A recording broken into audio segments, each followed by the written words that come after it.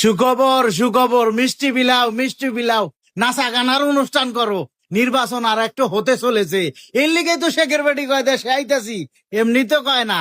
বিশ্ব সংস্থার যারা কূটনীতিবিদ আছে তারা পর্যবেক্ষণ করেছে যে কোনো সময় মাঝপথে নির্বাচন আর একটা হবে। এর লিগেই কই যে শেখের বেটি হইল বিশ্ব নেতা। উনি উনি সব বোঝে, বুঝে শুনেই ফয়সালা নিছে, দেশে আইতাছে।